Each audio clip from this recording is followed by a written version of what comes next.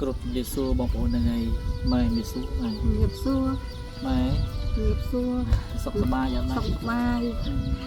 ហើយមានបញ្ជនម៉ែណៃប៉ែតជាងហើយប៉ែតហ្នឹងណាប៉ែតគត់ហើយប៉ែតជាងបងប្អូននេះខ្ញុំមាននេះខ្ញុំបានចុះមកទីតាំងផ្ទាល់នេះនៅខាងឃុំដំណាក់ត្រាច់បងប្អូនណាឃុំទួលអំពិលស្រុកបោះសាទខេត្តកំពង់ស្ពឺម៉ែឈ្មោះអីដែរម៉ែមកប្រាក់អត់ដឹងទេម៉ែអ្នកដែរ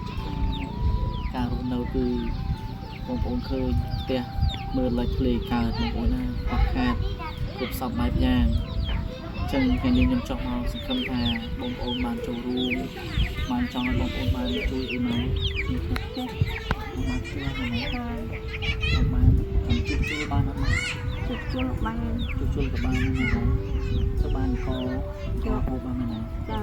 បានកបានអីអត់ព្រោះហូបនេះគាត់មកចង់បានផ្ទះគាត់ជួបជុលបានកុំឲ្យធុញគ្រាយមើលទៅបងប្អូនហ្នឹងយ៉ាងឯហ្នឹងឡើងផុយអស់ស្លឹកឯហ្នឹងតាំងពីឆ្នាំណាមកទេបងប្អូនអាណិតម៉ែផងដែរម៉ែសប្ថ្ងៃមានកូនមានចៅអត់ហ្នឹងមានតែមួយមានតែមួយទេចុះនៅនៅជុំគ្នាឬក៏មិនឲ្យកូននៅពេញរកស៊ីពេញពាក់គេច្រើនណាហើយឡូវម៉ែនឹងនៅអ្នកឯងនៅមួយចៅពីអ្នកចៅម៉ែហើយម៉ែក៏ជួនប៉ែតជាងហើយបងប្អូនហើយនៅមួយចៅជីវភាពខ្វះខាតលំបាកអញ្ចឹងថ្ងៃនេះខ្ញុំចោះមកទីតាំងផ្ទាល់ខ្ញុំបាទជួយមីងស្រស់នេះសង្ឃឹមថាបងប្អូនហ្វេនរបស់ខ្ញុំទាំងក្នុងនិងក្រៅប្រទេសលោកបានឃើញណាម៉ែចង់បានផ្ទះថាមិនបាច់បានដល់កោះទេសូមត្រឹមជួសជុលក៏បានដែរមែនណាបាទចឹងបងប្អូនសូមជួយតាមលទ្ធភាពតិចក្តីច្រើនណានឹងឲ្យបងប្អូនជួយម៉ែផងបានជាដល់ផ្ទះមកល្មមជួសជុលក៏ដូចជាសម្ភារៈគ្រឿងឧបភោគបរិភោគឲ្យម៉ែបានប្រើប្រាស់ម៉ែបានហូបចុកផងទុកលំបាកម៉ែអាចនិយាយបាននៅសប្តាហ៍ម៉ែមានការលំបាកវាគ្នាឈឺអត់លុយអត់កាក់អីមើលខ្លួនកូនតែមួយប៉ុណ្ណាគេបើមួយហ្នឹងមួយដល់ឆ្ងាយទៀតចេះតែមិនតែឡើងសុខភាពវាលើសឈាម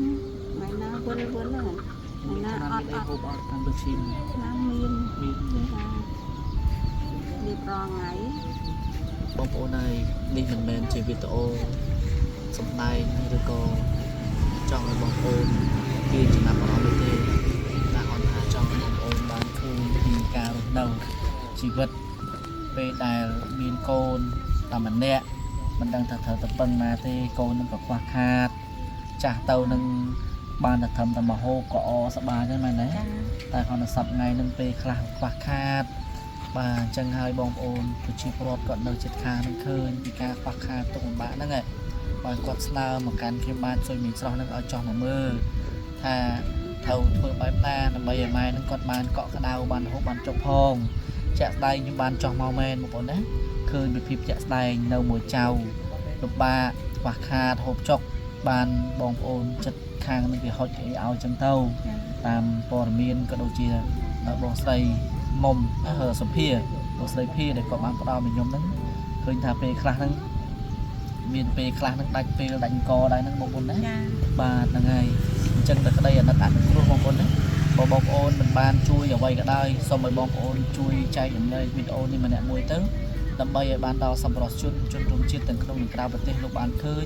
ចែកចម្លែកតាមសទ្ធាដែលបងប្អូនចូលរួមចាក់វ៉ាសាផលបនមែនណាបាទអញ្ចឹងទីពោម៉ែសុខភាពល្អមែនណាហ្នឹងហើយហើយកូននឹងមកសន្យាមួយម៉ែថាកូននឹងមកម្ដងទៀតបានកបានអីមកកូននឹងមកជួបម៉ែម្ដងទៀតមែនណាបានថាវិការទៅវាលោកបងប្អូនក៏ចូលរួមបានជួសជុលឲ្យផ្ទះម៉ែបានត្រឹមត្រូវមែនណាបាទអញ្ចឹងអរគុណម៉ែជម្រាបលានៅមួយយាយតាំងទូចមកហើយកូនហានិតយាយអត់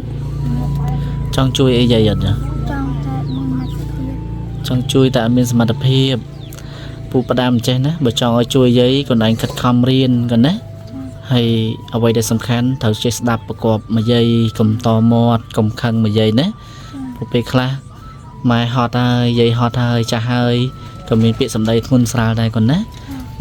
ដើម្បីឲ្យមួយយាយមកបរៀនវិញយើងត្រូវធ្វើកិច្ចការផ្ទះកូនណាហើយកូនមានអីផ្ដាំផ្ញើទៅពូមីងយើងក្នុងបណ្ដាសង្គមទាំងក្នុងនិងក្រៅប្រទេសហើយកូនផ្ដាំផ្ញើទៅឲ្យមកជួយយាយខ្ញុំ ចង់ជួយមួយយាយណាចង់ឲ្យអំពុំមីងជួយយាយផងណាគាត់បានថ្នាំពេទ្យតង្កូវឲ្យមួយយាយបានហូបគាត់ណាបងប្អូនអើយឆ្លាតចេះគុណសុខសប្បាយគុណ